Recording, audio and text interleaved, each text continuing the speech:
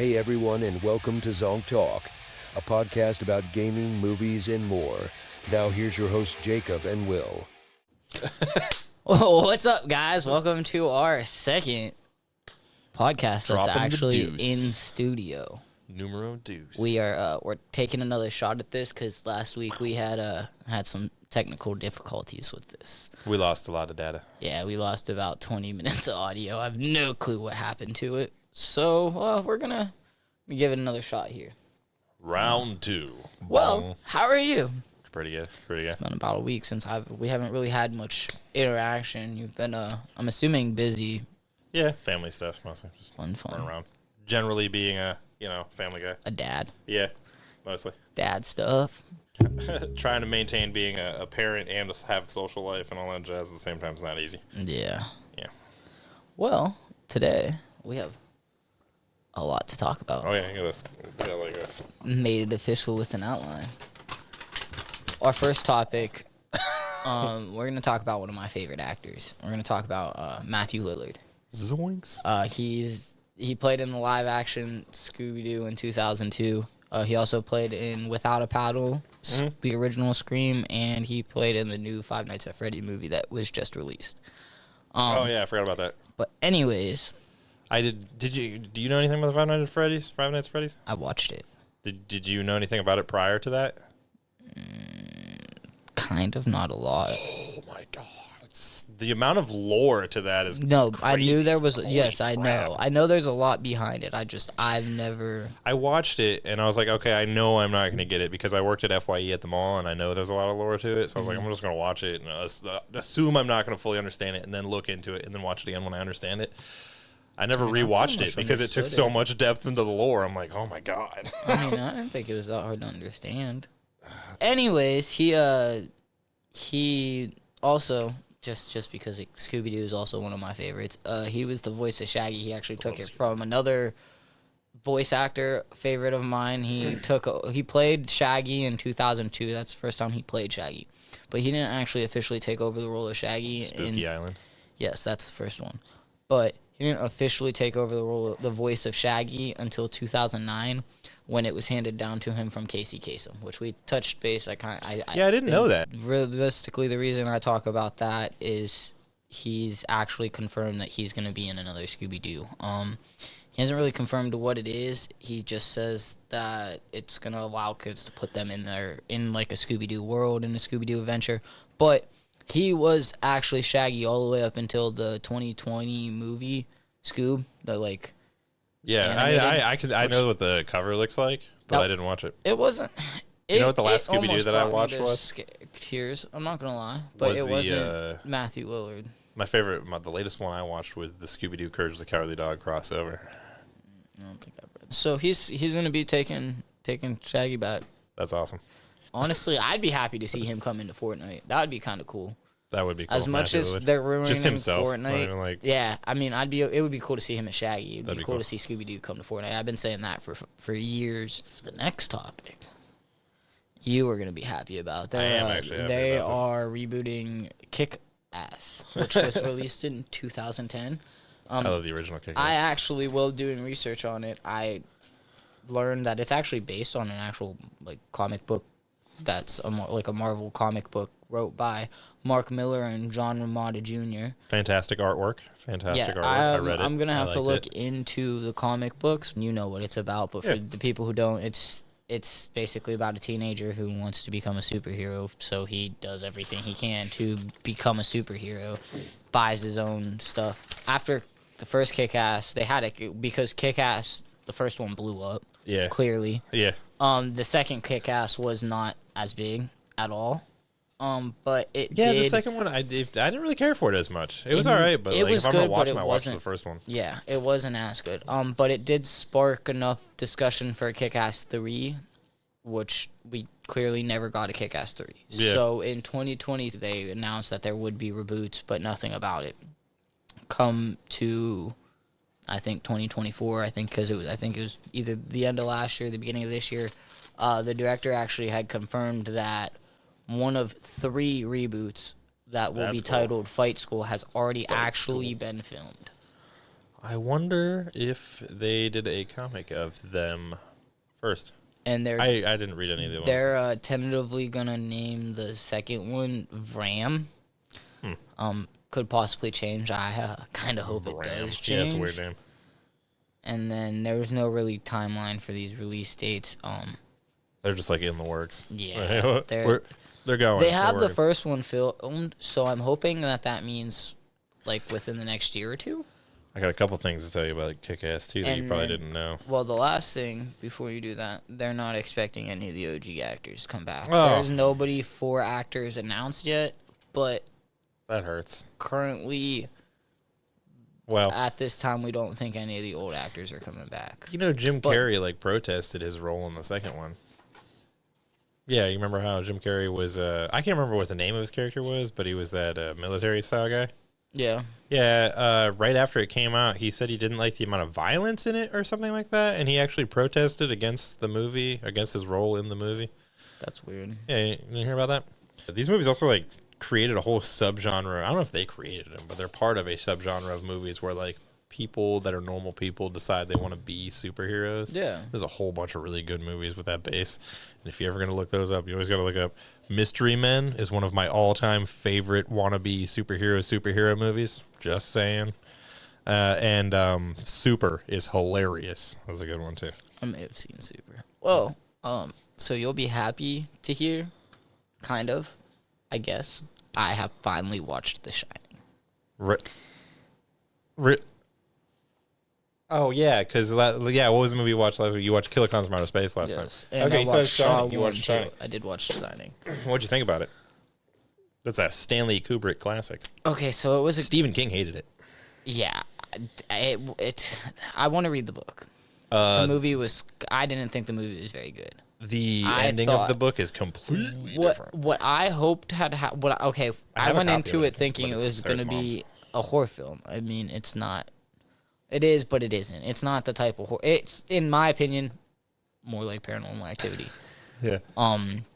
As opposed to like they only killed one person in it. Oh, you were thinking it was the black guy. You were thinking it was gonna be like a gory slasher. I thought he went crazy and like killed like his family, like basically like what the guy that he was like possessed by or talking to did.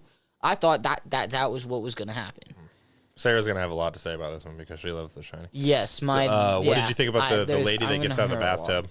I called it. She literally stepped out of the bathtub. I was like, oh, it's there's a naked lady. And then she kind of just kept walking, and as she was walking, I was like, so she's gonna turn into an old lady. So she's gonna turn into an old lady, huh? And I mean,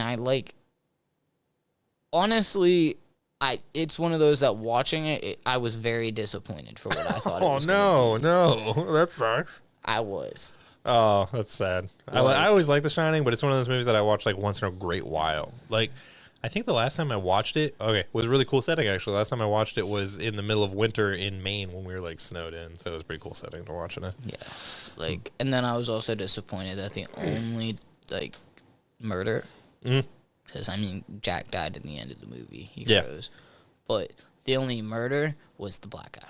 That's it. You're like, not only was he the first to die, but he was the only to die. This is all shit. Right. Like, what? It's supposed to be more like a psychological thing, though. And his wife, I don't know, his wife was horrible acting. It was oh, don't you make fun of her. Horrible acting, in my opinion. So Wendy. Overplayed. Oh, wait, what's her name? I know the actress's name. I still follow her on like TikTok and stuff. She was so... Yeah, the most suspenseful part of the whole movie is her is the ash of her cigarette while she's talking. It just gets longer and longer and longer. I like The Shining, though. It was a classic. Yeah. I watched another new movie that was actually just released. It's a Netflix movie. It's a Netflix produced movie. It's called Damsel. Oh, huh. I didn't hear about that one. It's got Millie Bobby Brown. She plays basically a princess. Her name's Princess Elodie. Elodie. I completely butchered that. It's Elodie.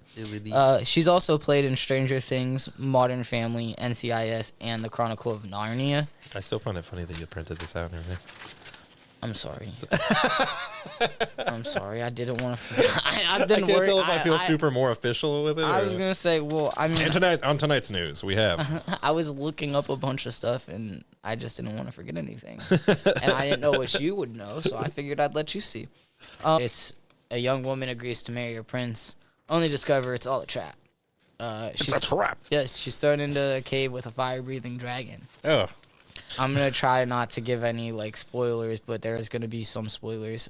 So like it said, she agrees to the marriage. She thinks it's because her village is poor, like her kingdom, her family's kingdom is poor.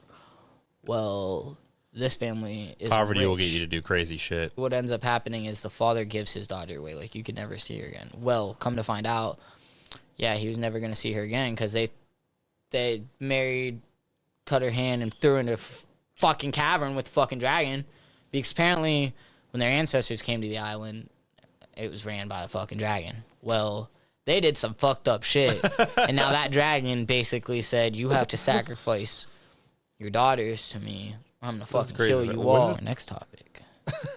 The Mike Tyson and Jake Paul fight. I'm so excited. He's gonna fucking kill him. Okay, so I did some research because I'm not gonna lie, I don't know a whole lot on them, so hear me out. Okay, first of all, it's supposed to be streaming on Netflix. Well, not supposed to. It is going to stream on Netflix. I'm pumped about that. On July 20th of 2024. I thought it was going to be pay-per-view, so when I heard that it was on Netflix, I was like more pumped because I was ready to pay for pay-per-view. What I think is crazy, though, is that there's a 30-year age difference between Jake Paul and Mike Tyson. That's 30 years of experience, baby. Well, he was retired for a little while. So before I get into more of the details, but there's going to be about 80,000 people to be there live to get to actually see this.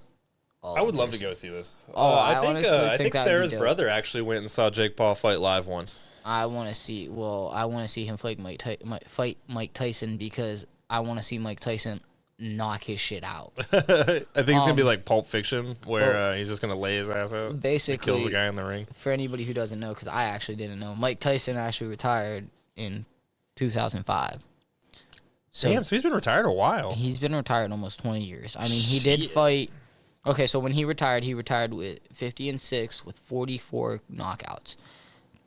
And then he did fight his old rival Roy Jones Jr.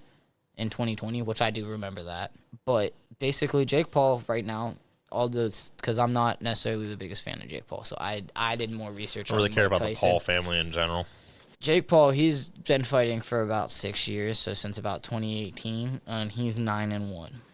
He went professional in 2020.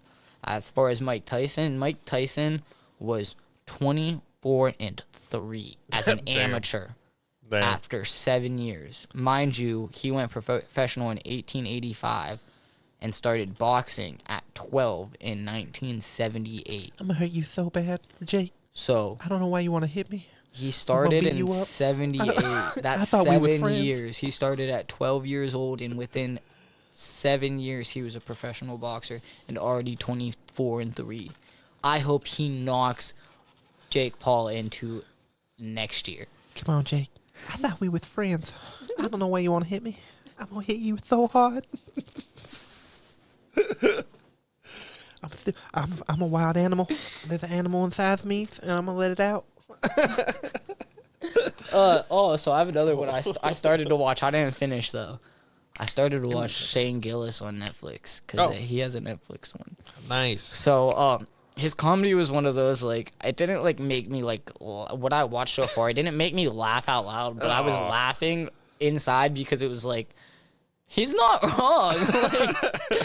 Well, what scene, or which one did you talk about? He said something about an army dude got out of the army, and this is like the last thing I remember, and basically announced his picture of him and all with all his medals and the furry head. And he was talking about the America's fucking gay.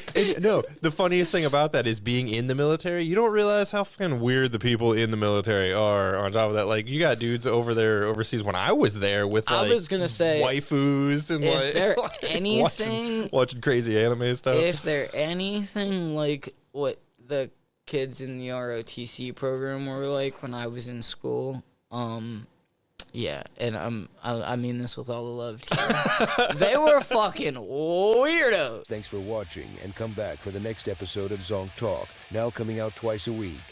That's 2 hits for your ear holes. Don't forget to like, comment, subscribe, and all that good stuff on all major platforms. Peace out, Zonkers.